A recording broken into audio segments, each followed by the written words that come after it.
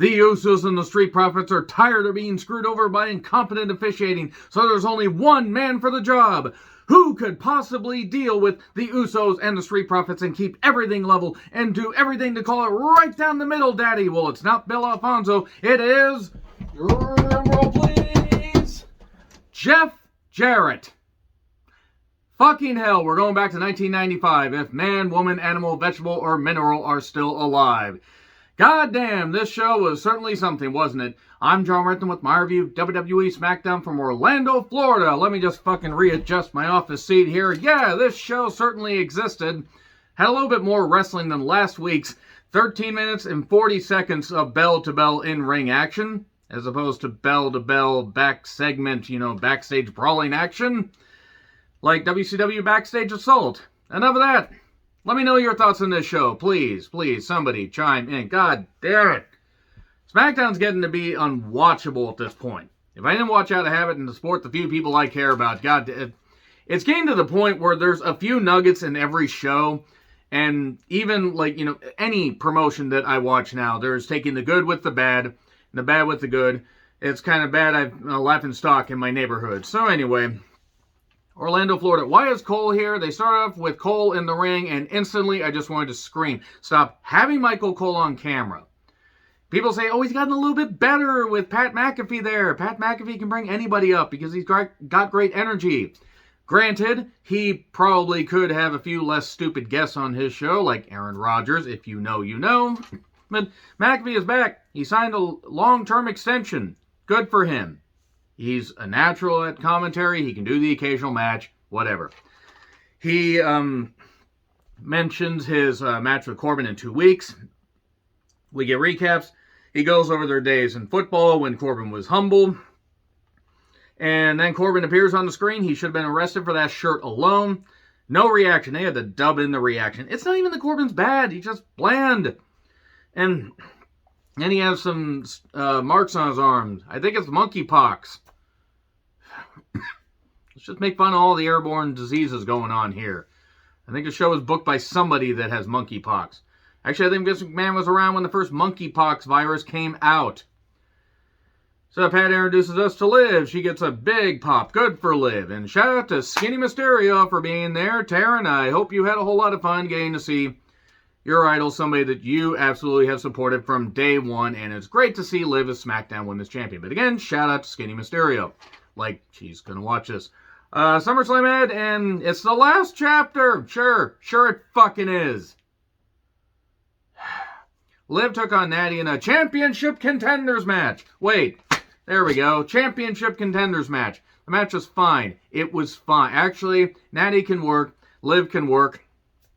I don't know why they gave Natty, WCW jobber-inspired roadblock colored gear, but nevertheless, Natty's a really good worker. I like Natty. And I like Liv. Liv has improved a lot. Liv won me over. Not that she needed to win one fan over, but good on her for having the fans behind her, getting the fans behind her more, getting the fans to appreciate her behind. Stop thinking about it, Kier. I know you're thinking about it. You stop it, Kier. Get some... fuck it. Support Liv all you damn well won. I'm too bloody tired to really care anymore. Cole references the award-winning WWE Thunderdome. So the match is well worked. I think this match alone was almost as long as all the in-ring action combined on last week's show, which is good. The women got time. Wow, what a concept. Liv fires up and hits Oblivion. 1, 2, 3. Good. It was a well-worked match. I hope the Natty gets utilized, to work with the younger talent, work with, team up with veteran talent, whatever. Natty's a very good worker. Sure, she's been there a while. Have her in NXT again. Have her over in NXT UK to work with some people. Natty's somebody that can work with just about anybody. So, Kayla was standing under the ring, by the way, awaiting this interview, and then walks right out there. What I'm saying is she's short, and she interviews Liv about being the underdog. There is no need to fear. Theory is here to kill the interest in the show. Liv, by the way, says she's going to prove all the doubters wrong. Good for her. Theory then says, with great power comes great responsibility. Manifesting Theory ending up like Uncle Ben. Moving on. Heyman suggests don't cash in. Wait and get a big, hyped up match at a pay-per-view. Wait, I mean a premium live event. Why are premium live events over there to the east? I have no idea. A lot of bullshit over in eastern Washington. If you know, you know. So, Theory says no. The new raid. It's the New Day dressed up like the Viking Raiders, dressed up like Braveheart people. Why in the world were they channeling The Last King of Scotland? If you've ever seen that movie, it makes you never want to see Hooks again. But you want to see Hook on the different show. Okay, that's the last time I'm going to put Hook in a WWE review. And then the Raiders show up. The new vicious Viking Raiders to cut promos so goddamn stagey.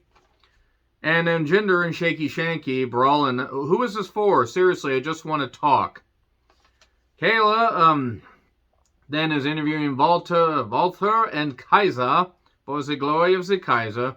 Kaiser gets chopped, and Kayla seemed very aroused. Or maybe that was just some dream I had. I have weird dreams. I'm not going to talk about that. And then Aaliyah's theme is horrible. I haven't heard music from an Aaliyah that bad since, well, mid-2001. Lacey gets a piped-in reaction of boos. Nobody cares about Lacey Evans. Look, I appreciate her serving the country. Absolutely going through a bunch of hell. Anybody in the military, they go through a lot of shit. More shit than I could ever possibly imagine. That's not a fucking free pass to basically act like this, and that's unfortunately the stereotype that this gimmick plays on. And Lacey apologizes. The fans won't apologize to her, so she leaves. Cool. I haven't seen her this upset since she found out she couldn't be part of January 6, 2021. If you know, you know. One half of the Capitol Wives, along with Raquel Gonzalez Rodriguez, whatever. Drew is here. I know Cat_woman13 was perfectly fine with this, or maybe it's Catwoman_13. Whatever. Karen, rooting for you. Stay strong. Everything's going to work out. And then Sheamus and the UK Newsies are here. Peter Dunne grabs the goddamn bell and rings it, so we get Ridge versus Drew. It's supposed to be Ridge versus Sheamus, but we're going to drag this fucking thing out. Claymore, 1, 2, 3. Ridge, by the way, is not bad in the ring, but he's not spectacular, and I don't think he's going to get any better. And then about the upcoming match, Theory versus Moss. This is a glimpse into the next 10 years of the company. I can promise you one thing, even though I am reviewing it now, I am 41 years old. I can guarantee you at 51, if I am reviewing wrestling in any fucking capacity, it ain't going to be at the volume I'm doing it now. If this is a glimpse into the next 10 years of the fucking company, whew, we are fucked. That's nothing against Moss, plenty against Theory, because he's a weirdo. And then we get recaps of Bork on Raw, and then Heyman tries to get Moss on his side. Moss says, it sounds like you're worried about Theory cashing in. And Theory and Moss had a match that certainly existed. It was fine. It was fine. But first, Maximum Male Models is going to have a beachwear line next week. And we're going to get Maxine Dupree. Who is it? Probably Jenny from NXT UK. It makes sense since Vault Gunther is on Smackdown. And I think they just got married recently. Good for them. If not, somebody suggested Raquel Rodriguez. That would sink this gimmick even lower, and this gimmick's already in the fucking Earth's core. It'd be coming out the goddamn other side. Break on through to the other side. Break on through to the outer slide. So yeah, the match certainly existed after a bunch of action. Theory uses the briefcase and gets the victory. This match is kind of bland because Theory's involved, and I tend to tune out anything he does. But yeah, Theory gets a DQ.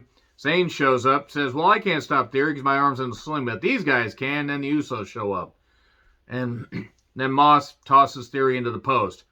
And then Bork is back next week, and Liv and Ronda have a face-off. Jimmy Uso versus Dawkins, same as it ever was. Who's the special guest referee?